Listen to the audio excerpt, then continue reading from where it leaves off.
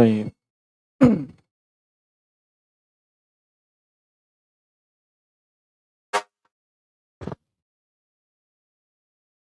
Bismillahirrahmanirrahim. Assalamualaikum warahmatullahi wabarakatuh. Innal hamdalillah nahmaduhu wa nasta'inuhu wa nastaghfiruh wa na'udzu billahi min syururi anfusina wa sayyiati a'malina. May yahdihillahu fala mudilla lahu wa man yudlil fala hadiyalah. Asyhadu an la ilaha illallah wahdahu la syarika lah wa asyhadu anna Muhammadan abduhu wa rasuluhu wa la nabiyya ba'dah. Allahumma salli wa sallim wa barik alaihi wa ala alihi wa ashabihi wa man tabi'ahum bi ihsan ila yaumiddin, amma ba'du. Ikhwani fid din wa akhwati fillah, a'azanallahu wa iyyakum ajma'in. Rahimani wa rahimakumullah. Walhamdulillah, kita bersyukur kepada Allah Subhanahu wa taala atas segala limpahan nikmat dan karunia-Nya yang sedemikian banyak, kontinu, bahkan tidak mampu untuk kita hitung sedemikian banyak dan kontinunya nikmat tersebut.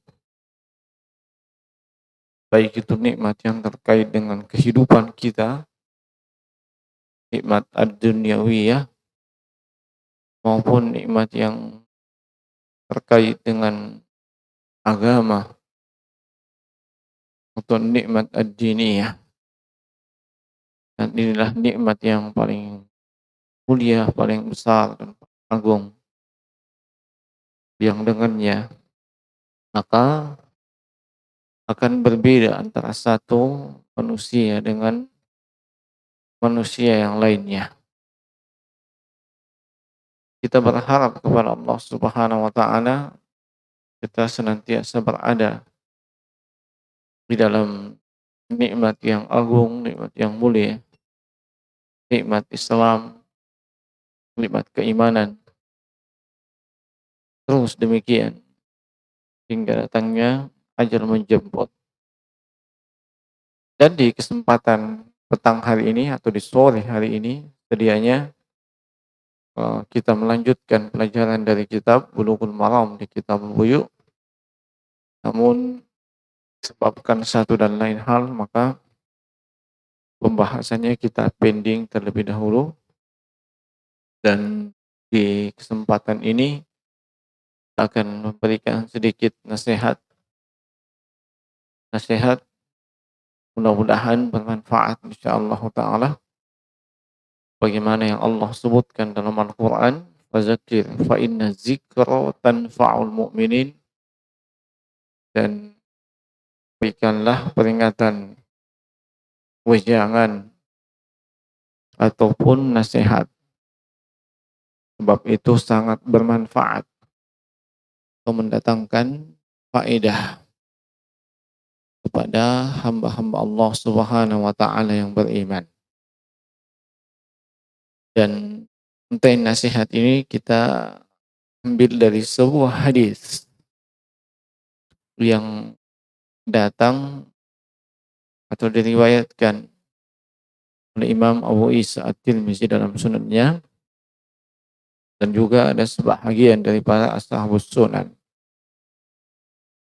Hadis yang bersumber dari sahabat yang mulia Uqbah bin Amir radhiyallahu ta'ala anhu, di mana Uqbah bin Amir pernah datang menjumpai atau menemui Rasulullah sallallahu alaihi wasallam.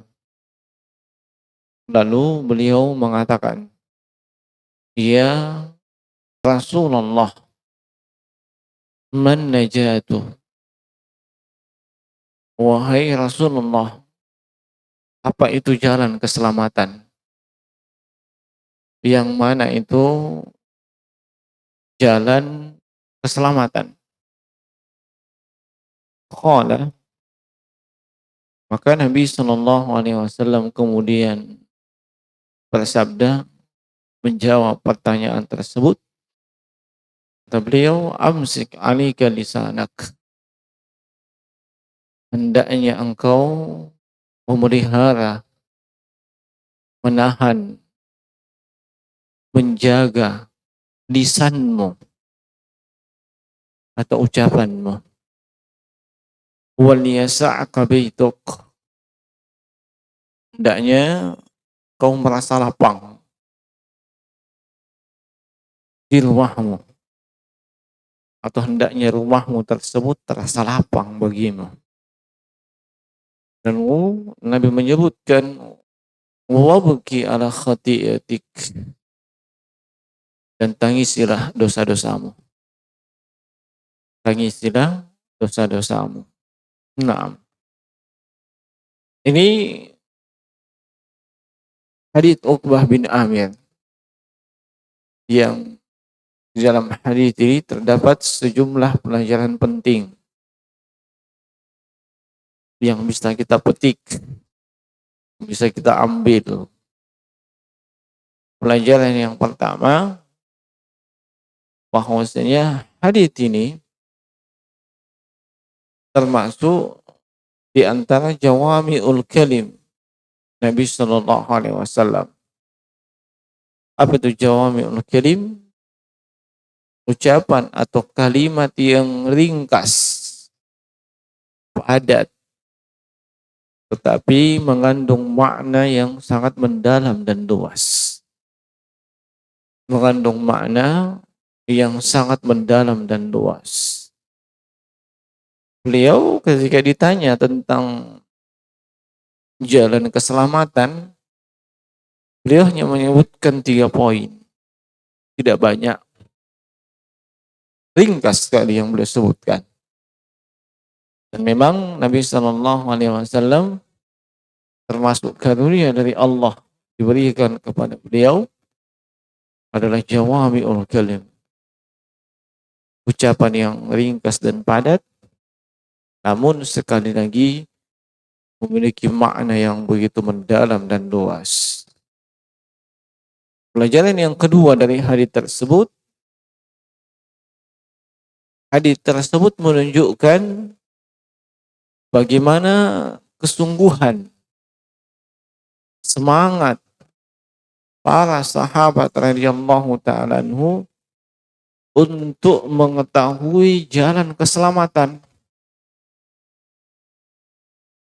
Dan itu adalah lifestyle atau gaya hidupnya para sahabat. Gaya hidup dari para sahabat radhiyallahu anhum. Beliau di dalam sejumlah hadis-hadis yang diriwayatkan oleh para ulama ahli hadis yang berasal dari para sahabat radhiyallahu taala anhum, mereka banyak bertanya tentang jalan-jalan keselamatan, apa-apa yang bisa menyampaikan ke surga, apa-apa yang bisa menjauhkan dari neraka, ya. Dan yang semisal dengan itu. Seperti misalnya pertanyaan Mu'ad bin Jabal radhiyallahu ta'ala anhu. Beliau pernah bertanya kepada Nabi, ya Rasulullah, akhbirni bi amalin yudkhiluni al-jannata wa yuba'iduni anin nar. Wahai Rasulullah, sampaikan, beritakan kepadaku amalan yang amalan tersebut mendekatkan diriku ke surga dan menjauhkan aku dari neraka. Ya. Nah, lihat bagaimana pertanyaan para sahabat. Termasuk pertanyaan Hudzaifah Ibnu Yaman radhiyallahu ta'ala anhu yang menanyakan kepada Nabi berbagai jenis fitnah dan keburukan. Ya. Nah, beliau pernah mengungkapkan, kana an-nasu yas'aluna Rasulullah sallallahu alaihi wasallam anil iya anil khair wa kuntu as'aluhu an syarr makhafatan ayyudrikani. Nabi itu menanya para sahabat menanyakan kepada Nabi umumnya tentang kebaikan. Apa amalan yang terbaik? Ya, apa amalan yang bisa memasukkan ke surga? Apa amalan yang paling hebat? Ya. Nah, wa kuntu as'aluhu an syarr, tapi saya, kata Hudzaifah, malah menanyakan kepada beliau tentang keburukan, kejelekan. Kenapa? Makhafatan ayyudrikani. Saya khawatir kejelekan dan keburukan tersebut saya lakukan terjadi pada diri saya. Nah, jadi maksudnya beliau menanyakan itu untuk langkah preventif, pencegahan. Jangan sampai beliau bisa jatuh ke dalam keburukan dalam keadaan tidak tahu, dalam keadaan beliau tidak mengilmui, jatuh ke dalam maksiat, jatuh ke dalam dosa. Ternyata itu dosa, ternyata itu maksiat. Beliau tidak mau seperti itu. Dan ini juga mengisyaratkan bagaimana beliau menanyakan bagaimana bisa selamat dari keburukan, selamat dari kejelekan. Nah, intinya begitulah para sahabat, semangat mereka, gaya hidup mereka atau lifestyle-nya mereka. Nah, dan jarang kita jumpai di kalangan para sahabat mungkin menanyakan seperti pertanyaan-pertanyaan masyarakat awam ya. Nah, misalnya tolong disebutkan amalan apa supaya rezekiku lancar seperti sungai yang mengalir. Kan biasa seperti itu. Tolong tipsnya supaya jodohku itu dekat. Mungkin selama ini jauh. Bacaan apa? Bakal dibaca. Kapan? Nah. Bagaimana caranya supaya segala pekerjaan saya ini lancar? Dan yang semisal dengan itu. Walaupun saya katakan itu tidak masalah. Tidak masalah seseorang menanyakan hal-hal yang seperti itu. Apa yang mesti dilakukan supaya rezeki lancar? Tidak ada masalah. Nah, di sini saya hanya ingin menyebutkan bagaimana kesungguhan dan semangat para sahabat untuk mengetahui yang lebih baik daripada hal tersebut. Nah, yang lebih baik daripada hal tersebut yang sering ditanyakan secara umum. Nah, maka jangan ada yang mengatakan, oh Ustaz, ternyata tidak boleh ya kita nanya bagaimana memperlancar apa dan seterusnya, apa yang dibaca, kalau misalnya kita sedang dililit masalah, apa yang berapa kali mesti dibaca, di waktu apa mesti dibaca. Bukan tidak boleh, itu boleh-boleh saja. Nah, tapi kita ini tentu ingin yang lebih baik. Sebab apa yang dilakukan oleh para sahabat radhiyallahu anhu itulah yang terbaik. Mereka ini adalah manusia yang terbaik yang Allah takdirkan untuk berjumpa dan mendampingi Nabi yang terbaik. Sebagaimana para wanita yang menjadi istri-istri Nabi, Allah takdirkan mereka berjumpa, menikah dengan Nabi yang terbaik. maka tentu tidak sembarangan dan tidak serampangan apa-apa yang mereka pernah membuat dan lakukan ketika berinteraksi dengan Nabi Sallallahu Alaihi Wasallam.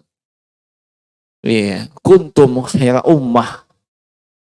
Iya, kalian adalah umat yang terbaik. Dan umat yang terbaik inilah para sahabat radhiyallahu anhum.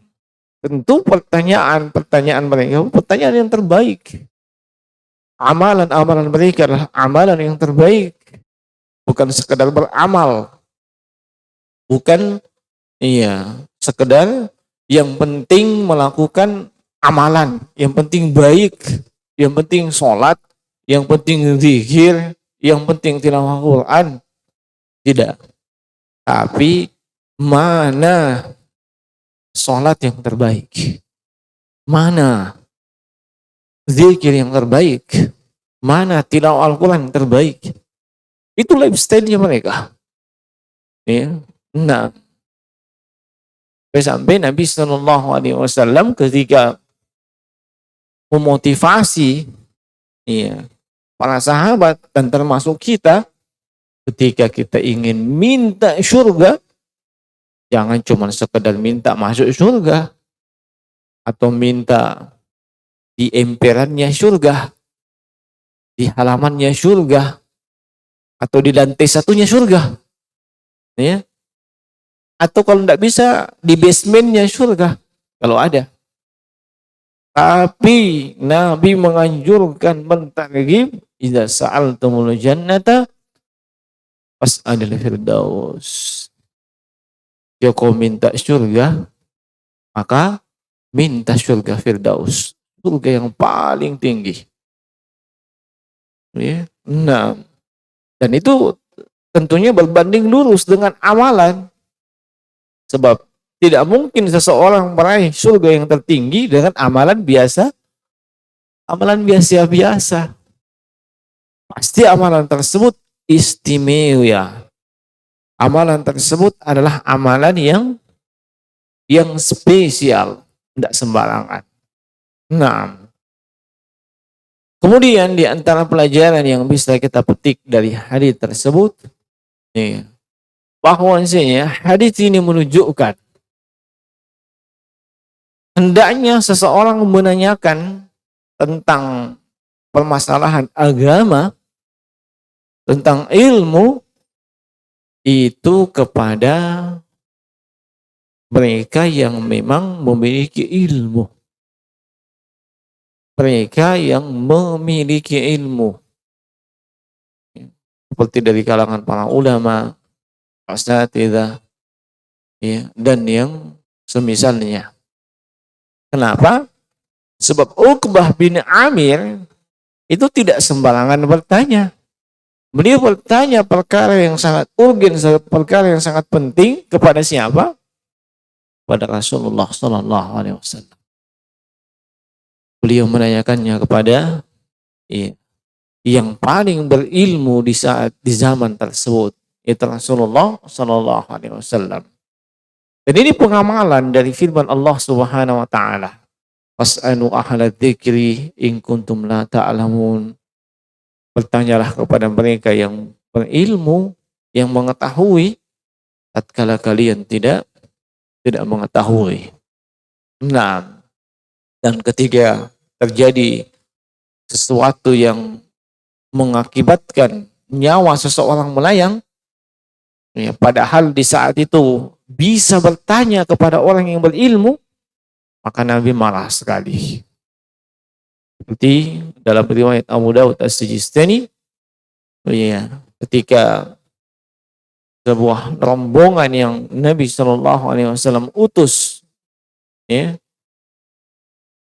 dan rombongan tersebut di dalam perjalanan ada di antara mereka yang kepalanya terkena batu sehingga sobek atau berdarah.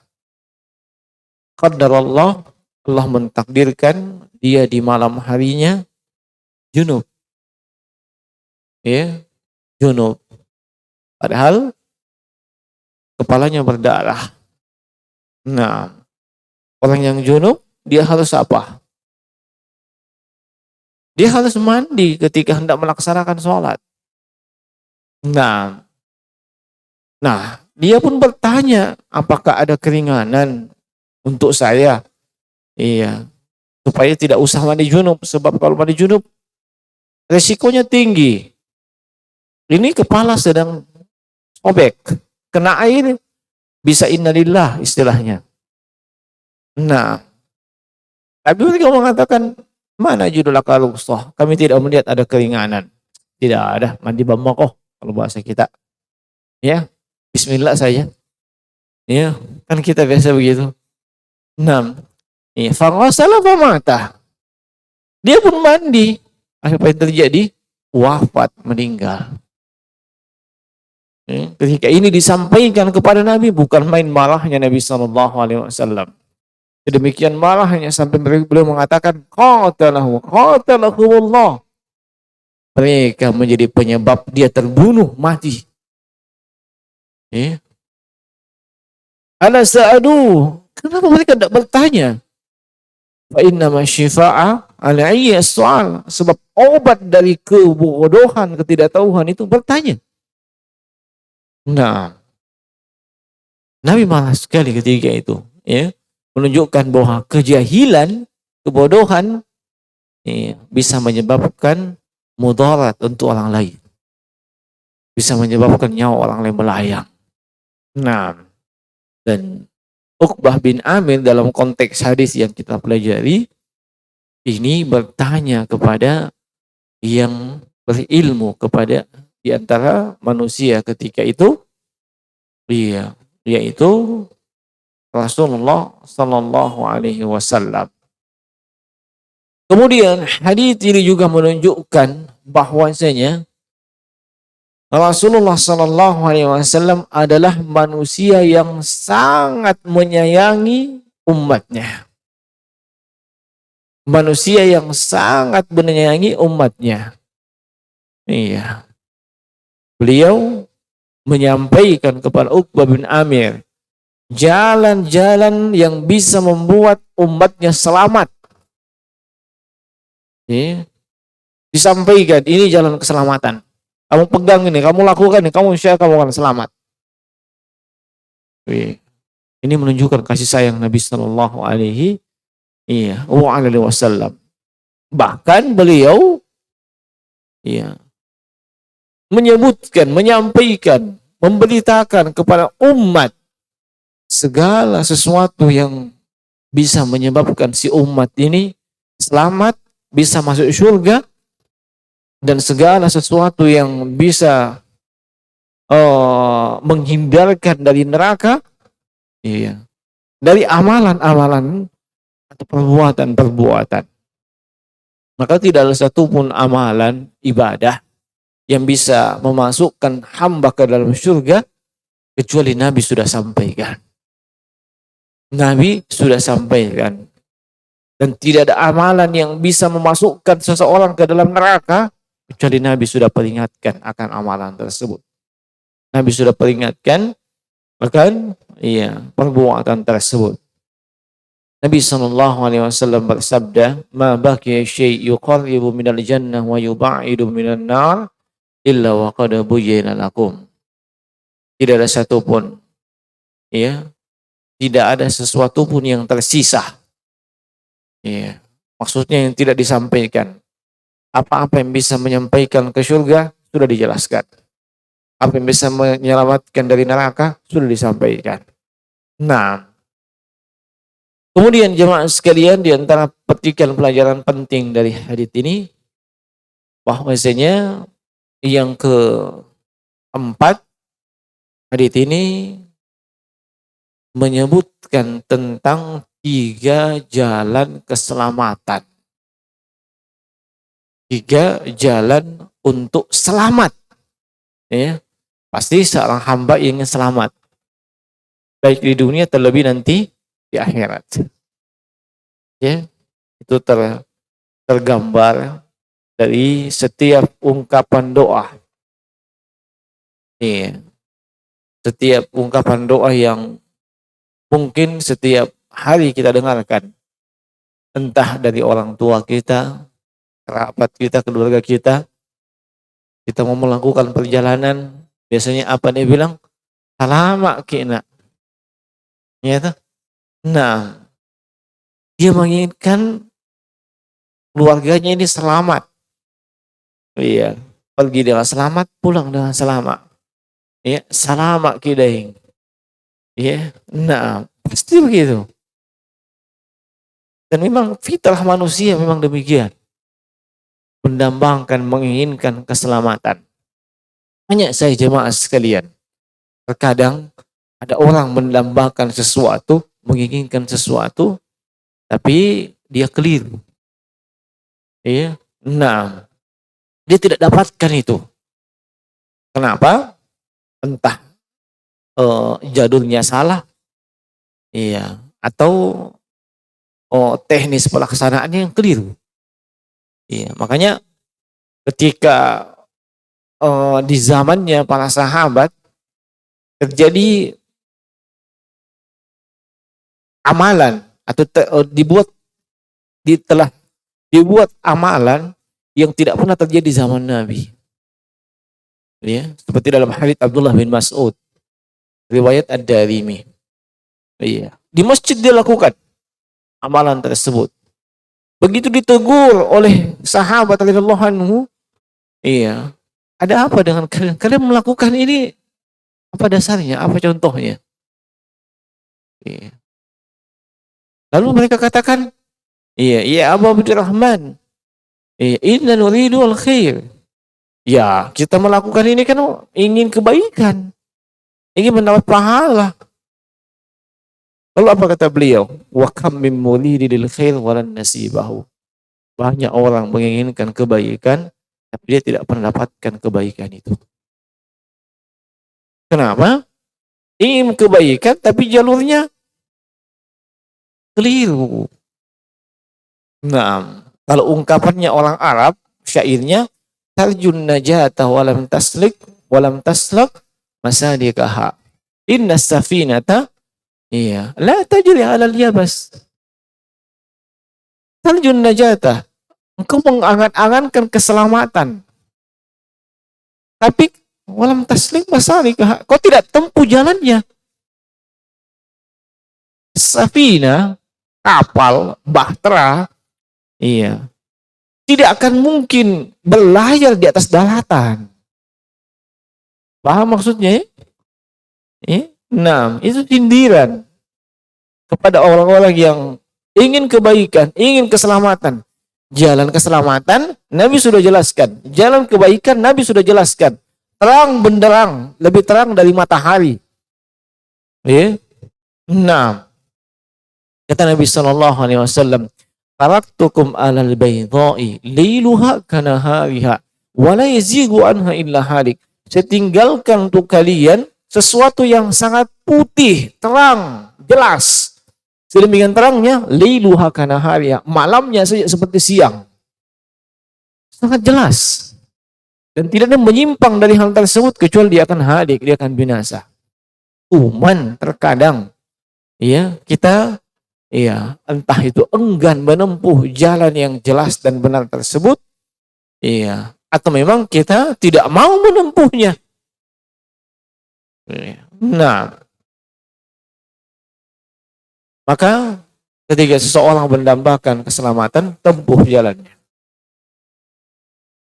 Nah, maka di dalam hadits ini, Nabi sebutkan jalan keselamatan yang pertama. Apa itu? Amsik alika lisanaka. Tahan, jaga, pelihara, kontrol apa? Lisanmu. Ini jalan keselamatan yang pertama. Kenapa jemaah sekalian? Sebab lisan ini yang banyak menyebabkan seseorang terjatuh ke dalam dosa dan maksiat. Dan kalau sudah menyebabkan seseorang terjatuh dalam dosa dan maksiat, peluangnya besar menyebabkan ia masuk ke dalam neraka. Nah, makanya Nabi SAW itu memberikan garansi. Apa garansinya? Garansi kepada siapa saja yang mampu memberikan garansi, bisa mengontrolnya, maka Nabi garansi dia akan masuk surga. Kata Nabi Shallallahu Alaihi Wasallam, man yadman li ma baina lihiyaihi wa ma baina rijlaihi atman lahul jannah. Siapa yang bisa memberikan garansi untuk saya, dia mampu menjaga apa yang tumbuh di antara kumis dan jenggotnya, lisannya, dan apa yang ada di antara kedua kakinya, kemaluannya. Dia bisa jaga hal tersebut. Iya. Maka saya garansi dia dengan surga. Saya menggaransi dia dengan surga. Iya. Itu garansi dari Nabi Sallallahu Alaihi Wasallam. Iya. Sebab banyak dosa terjadi. Iya. Itu disebabkan salah satunya adalah al-lisan. Nah, ingat jemaah sekalian, semua yang kita ucapkan, semua yang kita ungkapkan, itu dicatat. Siapa yang catat? Malaikat raqib dan atid. Ma yalfidhu min qawlin illa ladaihi raqibun wa atid. Tidak ada sepotong pun kalimat yang kita ungkapkan pasti dicatat. Nah, dan yang catat tuh raqib dan atid. Sebelum kita ungkapkan belum, tidak dicatat. Tapi ketika kita ungkapkan, tercatat. Nah, dan lisan ini sangat mudah untuk meraih pahala yang luar biasa, sekaligus sangat mudah terjerumus ke dalam dosa besar. Iya. Sebagai contoh saja, lisan yang digunakan untuk membaca Al-Quran. Iya. Satu huruf dia baca, 10 kebaikan. Iya. 3 huruf, 30 kebaikan. Nah, atau dia berzikir. Iya. Dan di sana ada zikir yang kata Nabi, kalimatani habibatani ila rahman wa fifatani fil lisan qilatani fil mizan. Ada 2 konteks kata, ya, yang kedua konteks kata ini ringan di mulut, ringan di lisan, tidak butuh setengah mati dihafal ataupun diucapkan, ya. Tapi habibatani ilal rahman, sangat dicintai oleh Allah. Kalau itu sudah isyarat besarnya pahalanya. Ya, kalau dikatakan amalan itu dicintai oleh Allah, ingat itu menunjukkan besar pahalanya. Iya. Nah, dan saqilatani fil mizan, sangat berat dalam timbangan amalan kebaikan hamba. Apa itu? Subhanallah wa bihamdi, subhanallahil azim. Berapa menit? Sampai 1 menit? Gak sampai 1 menit kita ucapkan. Subhanallah wa bihamdi subhanallahil azim. Subhanallah. Sangat mudah kita ucapkan, sangat mudah kita raih pahala. Ya. Tapi lisan ini juga bisa tergelincir jemaah sekalian. Iya. Yang terkadang ucapan dan kalimat tersebut membuat seseorang terjungkal di neraka dengan sepotong kalimat. Kata Nabi Sallallahu Alaihi Wasallam, Innal abda la yatakallamu bi kalimatin ma yatabayyanu ma fiha yahwi biha finnar ab'ada ma bainal masyriqi wal maghrib. Sungguhnya seorang hamba, dia mengucapkan sepotong kata, sepotong kalimat yang dia tidak pertimbangkan apa yang dia mau sampaikan tersebut. Dia tidak fikirkan terlebih dahulu. Yang kemudian kalimat atau kata tersebut menyebabkan dia masuk ke dalam neraka. Dan dia masuk ke dalam neraka yang nerakanya ab'ada ma bainal masyriqi wal maghrib. Kedalamannya lebih jauh dibandingkan jarak antara timur dengan barat. Nah, tidak main-main.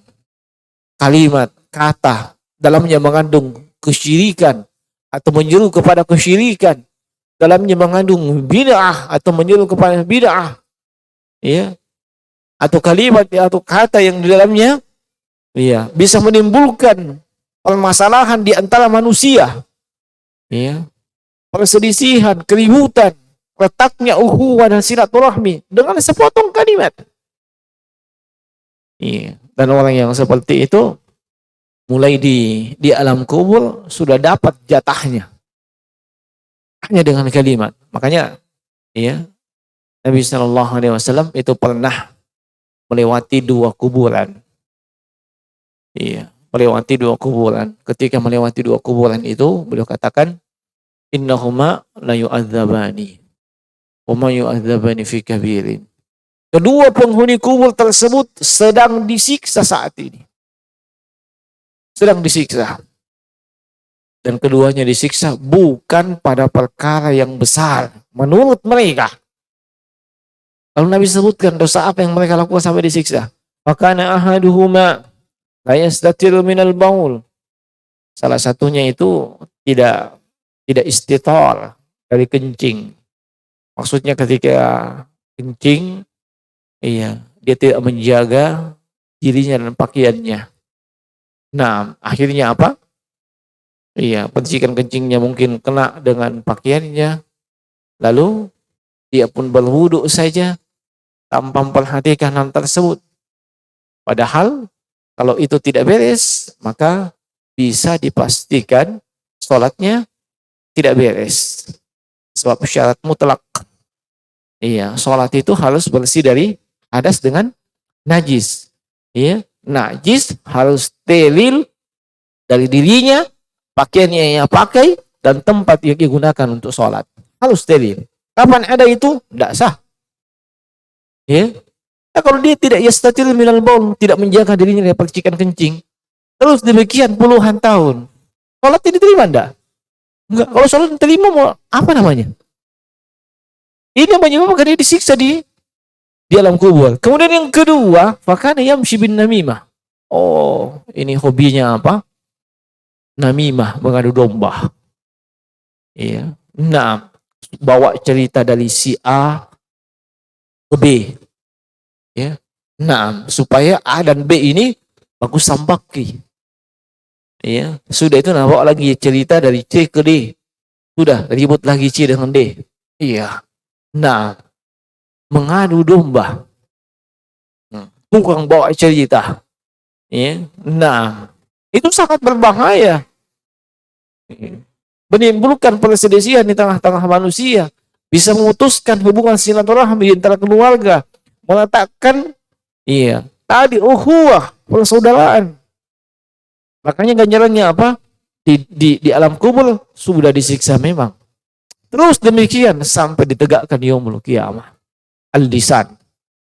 Nah, ini bahaya jemaah sekalian.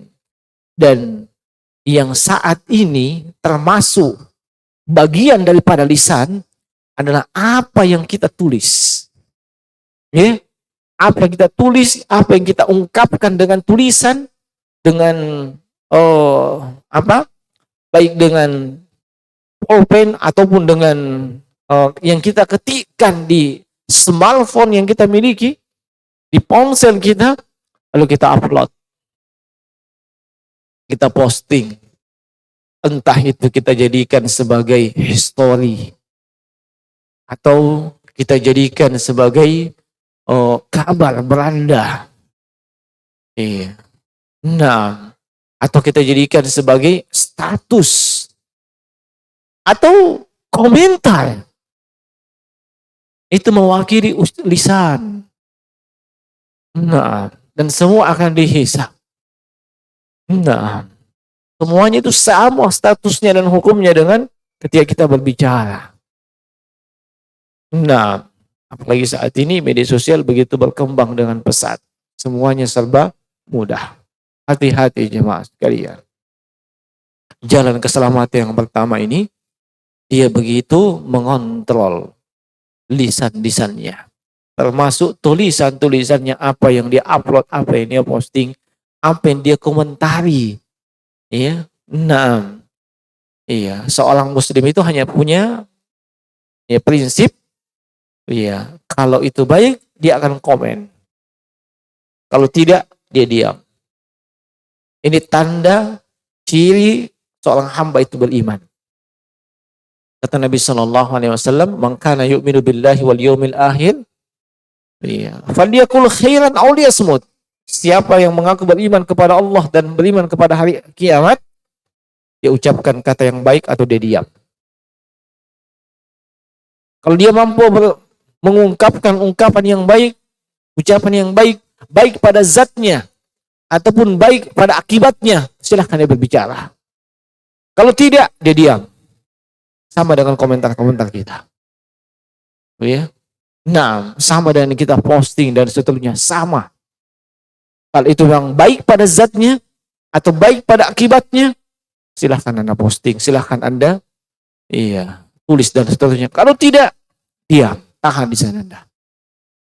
Nah, ciri seorang mukmin itu yang terbaik, kata Nabi, al-muslimu man salimal muslimuna bil lisanihi wa yadihi. Seorang muslim yang terbaik itu muslim yang lain selamat dari gangguan lisan dan tangan kita. Orang merasa tenang, nyaman. Kenapa? Kita tidak ganggu dia dengan lisan-lisan kita. Kita tidak ganggu dia dengan perbuatan-perbuatan kita. Itu ciri seorang muslim. Maka jadilah muslim dan muslimah yang terbaik dengan mengontrol yang namanya kita punya lisan. Kemudian jalan keselamatan yang kedua, kata Nabi Shallallahu Alaihi Wasallam, wal yasa'ka baituk. Hendaklah rumahmu terasa lapang. Ya, apa maknanya rumahmu terasa lapang? Nah, apakah rumah tersebut harus dijadikan seperti masjid ini? Tanpa tiang supaya betul-betul lapang atau bagaimana? Para ulama itu menjelaskan makna dari wal yasa'ka baituka. Makna yang pertama, bahwasanya hendaklah engkau merasa cukup dengan apa yang kau miliki saat ini, berupa nikmat tempat tinggal. Hatimu merasa qanaah, cukup, alhamdulillah sudah dapat tempat tinggal. Walaupun statusnya mungkin statusnya ngontrak, ngekos, alhamdulillah sudah dapat tempat tinggal. Sekian banyak manusia tidak punya tempat tinggal, harus rela. Kalau hujan kehujanan, kalau panas kepanasan, kalau sweeping ditangkap. Iya toh? Sama Satpol PP yang suka menangkapi homeless, alias tunawisma. Ntar rumahnya kasih. Nah, walaupun statusnya mungkin ngontrak atau dikasih ngekos dan seterusnya, alhamdulillah. Ini nikmat yang luar biasa. Hatinya merasa lapang.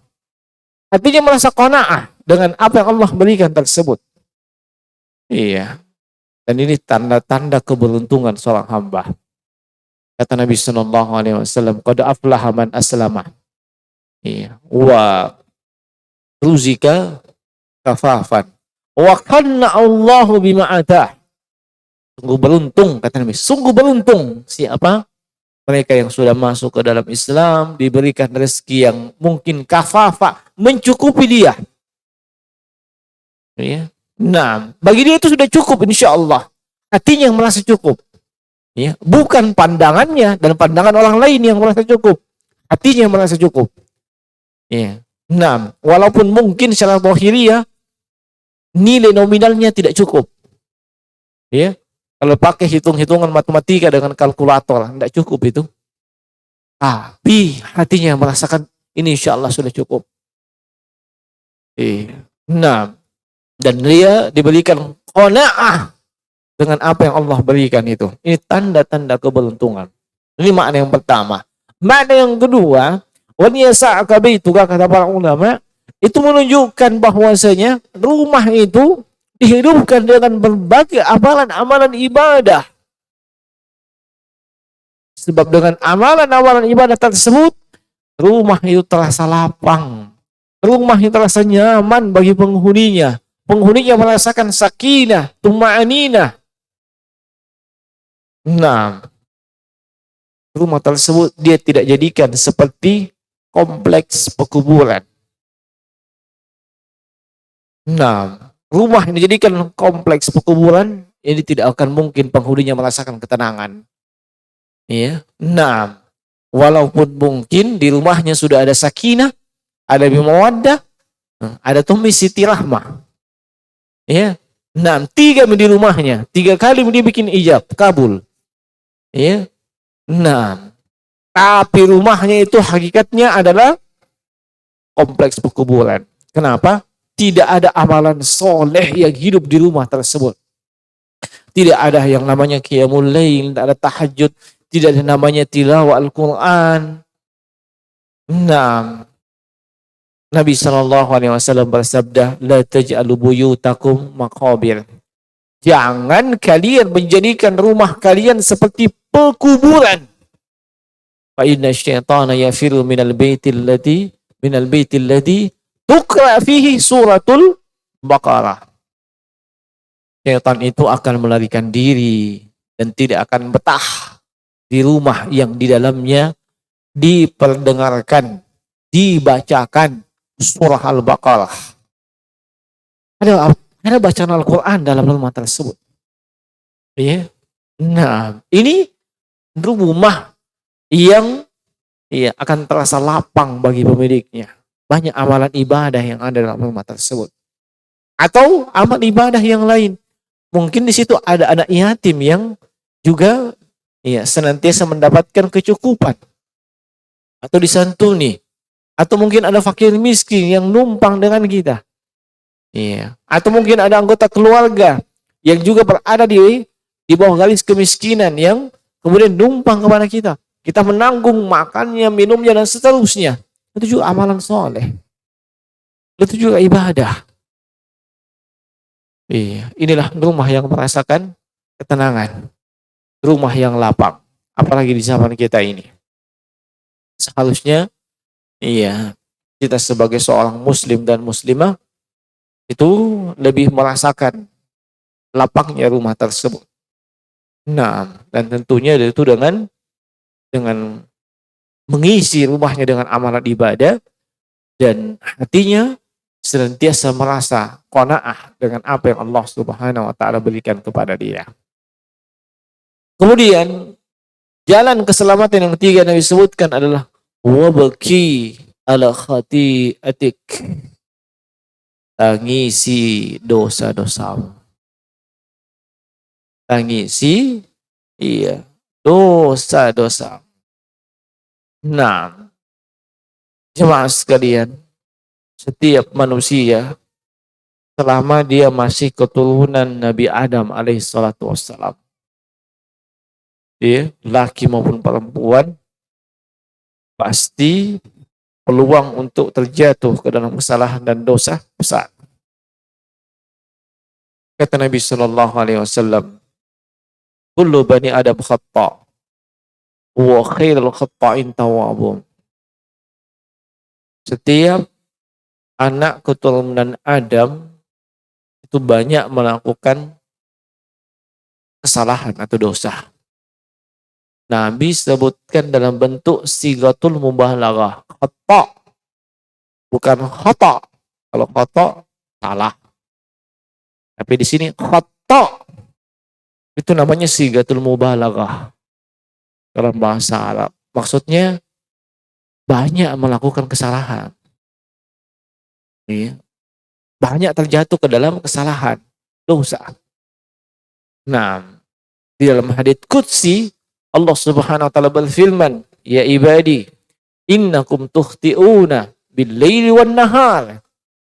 Wahai hamba-hambaku, sungguh kalian itu melakukan dosa siang dan malam. Nah, tidak ada satu pun dari kita yang tidak pernah melakukan dosa. Tidak ada satu pun dari kita yang tidak pernah melakukan dosa atau merasa aman dari dosa dan kesalahan. Dan orang yang terbaik ketika melakukan atau jatuh ke dalam dosa adalah dia bertaubat kepada Allah Subhanahu kepada Allah Subhanahu wa taala. Dan di antara persyaratan taubat adalah ada an-nadamah, penyesalan. Penyesalan inilah yang akan melahirkan tetesan-tetesan air mata. Kalau seseorang ingin meneteskan air matanya disebabkan dosa-dosanya, ia mesti menyesali dosa-dosanya. Kalau dia tidak menyesali dosa-dosa tersebut, bagaimana bisa dia menangis? Oh, dia tidak menyesal. Dan kalau tidak menyesal, maka tidak terpenuhi salah satu rukun taubat. Dia belum bertaubat hakikatnya. Sebab orang yang an-nadamah, menyesal, itu artinya dia menyadari ini salah, ini keliru. Di saat itulah, iya, orang yang hatinya lembut, dia akan meneteskan air mata. Nah, dia akan meneteskan air matanya. Dan orang yang merasakan hal tersebut, ya, takut kepada Allah, selalu meneteskan air mata, dia mengingat dosa dan kesalahan yang pernah ia perbuat. Ini termasuk di antara manusia akan mendapatkan naungan pada hari kiamat. Ya, manusia akan mendapatkan naungan pada hari kiamat. Kata Nabi sallallahu alaihi wasallam, sab'atun yuzilluhumullahu fi yaumin la dhilla illa dhilluh. Ada 7 golongan yang akan mendapatkan naungan pada hari kiamat. Hari tersebut tidak naungan kecuali naungan Allah. Salah satunya Nabi sebutkan rajulun zakarallah khadiyan fafadat ainahu. Seorang yang dia sementara bersendirian mengingat Allah. Iya, lalu meneteslah air matanya. Bukan di saat sedang pencitraan, ya, di depan orang banyak atau di tengah-tengah kawan-kawannya. Nah, ini di saat bersendirian ingat Allah. Itu lambang keikhlasan. Ya, sebab tidak dilihat dia sendirian. Ya, khalian. Ya, ini menunjukkan keikhlasan dan apa yang dia lakukan tersebut adalah amalan yang luar biasa. Makanya diganjal dengan apa? Iya, naungan pada hari kiamat. Yang ketika itu tidak naungan kecuali naungan dari Allah Subhanahu wa taala.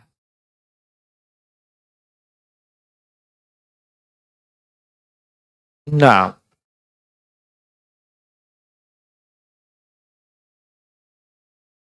maka hendaknya seorang hamba muslim dan muslimah menempuh jalan-jalan keselamatan yang disebutkan oleh Nabi Shallallahu Alaihi Wasallam tersebut.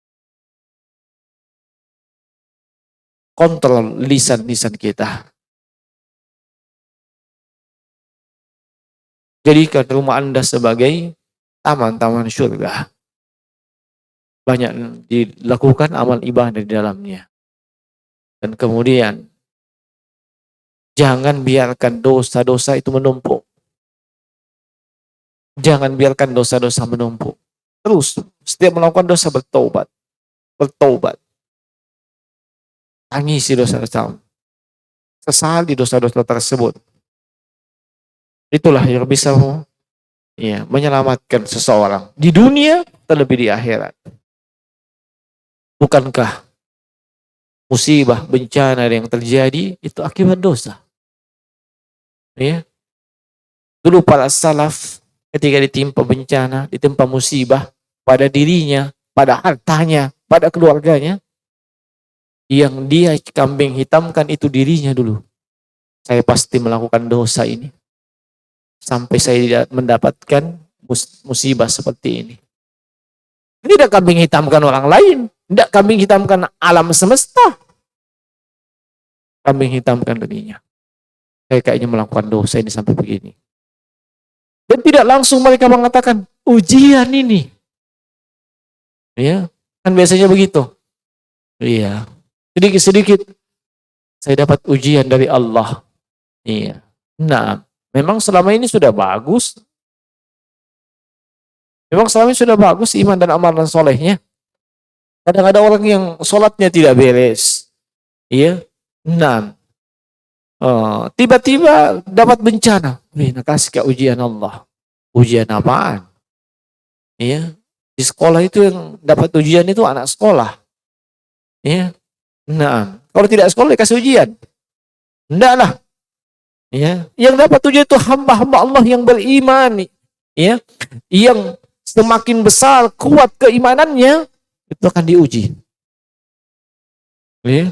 Nah, asyadun nasi bala'an al-anbiya, summan amsal falamsal. Manusia yang paling dahsyat ujiannya itu adalah para nabi. Kemudian orang yang punya keimanan di bawahnya. Orang diuji sesuai dengan kadar kekuatan agama yang dia pegang.